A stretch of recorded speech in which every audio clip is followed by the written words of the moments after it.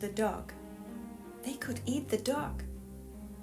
For days now, they'd found nothing but fern root to chew on. They were starving. If they ate the dog, maybe they could survive. 4 pairs of eyes swiveled to where Thomas sat with Rover at his side. They talked softly and quickly among themselves, but Thomas could guess what they were thinking. Thomas Brunner was born in Oxford in 1821. In those days, England was not an easy place to live. The Industrial Revolution had arrived, which meant that machines were taking over a lot of the work, and people were forced to travel further and further to find employment. A business called the New Zealand Company was formed and offered people a fresh start in a land on the other side of the world. Their advertisements for New Zealand promised settlers the most beautiful country with the finest climate and the most productive soil. Thomas started training as an architect and surveyor at the age of 15. And when he was 19, his father signed him up with the New Zealand Company. In April 1841, the Whitby, a solid 3-masted sailing ship, was sent on her way to New Zealand. She carried 60 passengers, including Thomas. She sailed over 31,000 kilometers to reach New Zealand, and the journey took 5 months. The Whitby finally arrived in Wellington on the 18th of September 1841. Yet, within a few weeks, she had weighed anchor once more and sailed with 2 other ships for Tasman Bay. The hunt was on for suitable land around the area now called Nelson, and Thomas made that area his new home. And the following year, over 3,000 English settlers came to the Nelson district. Thomas was kept busy surveying the streets and house sites for the new settlements, but he was always looking for ways to include adventure in his work. In 1843, Thomas was sent to explore the length of the Aotearoa River in the hunt for good flat farmland. Unfortunately, bad weather forced him back to Nelson, but not before local Maori told him of an immense plain in the interior where there were birds larger than geese.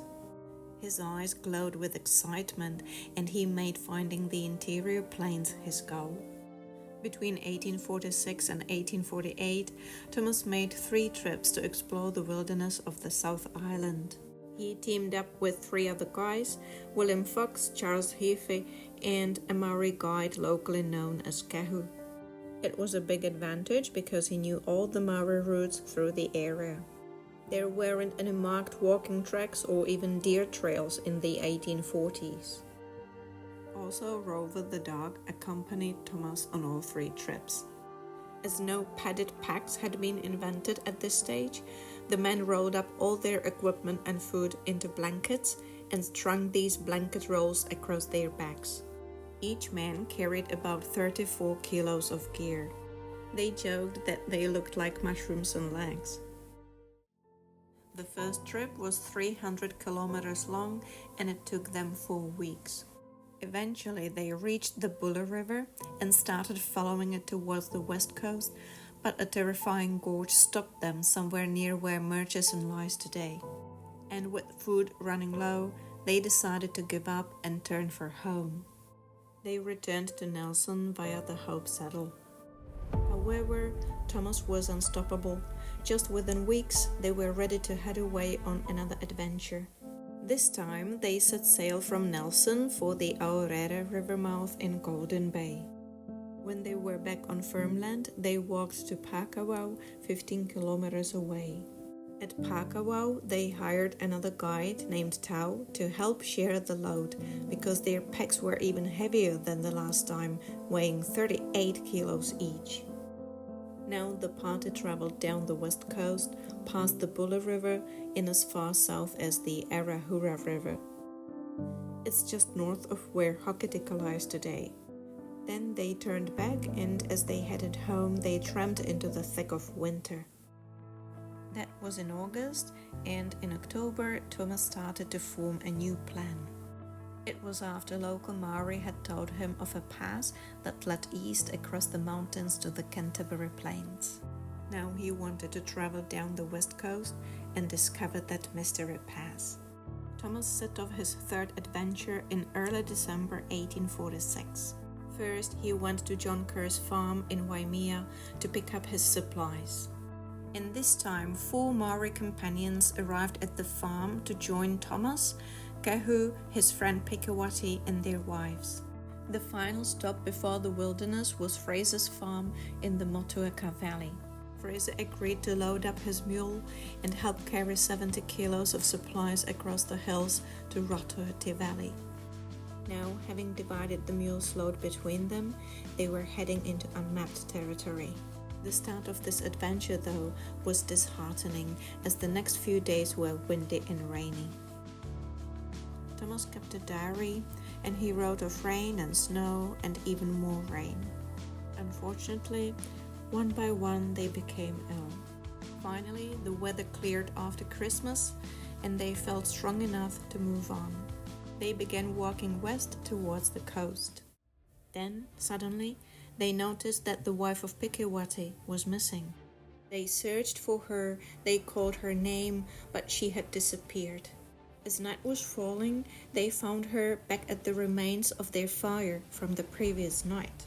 She said that she had been struck by the taipo and had no idea what she was doing until they found her. Days passed and the team tramped on. At times they stopped to make fishing nets from flax and cabbage tree fronds, or to gather and prepare cabbage tree roots to eat with fish and cooked fern root.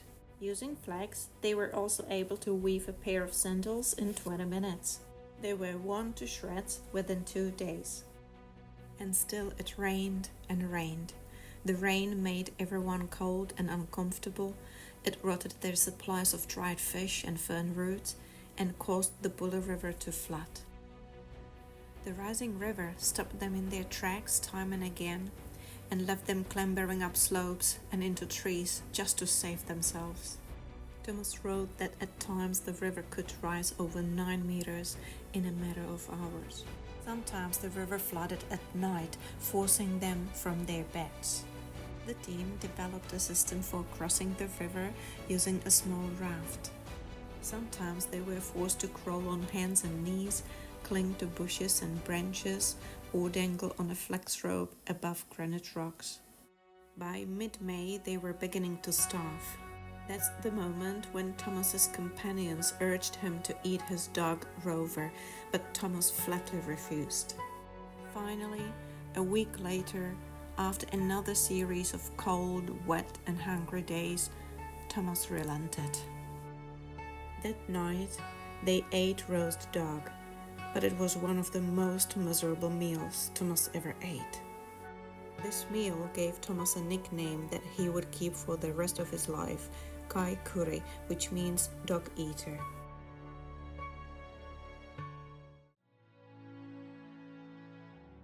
Two weeks later, they finally reached the west coast. They arrived to the Maori Pa, which Thomas and Kehu had visited before. They found it empty because everyone had headed south to collect mussels. However, they were back on familiar ground. Having collected some food supplies, they traveled southward to Mawherapa. On the way, they met a group of wealthy Maori who kept pigs in their house.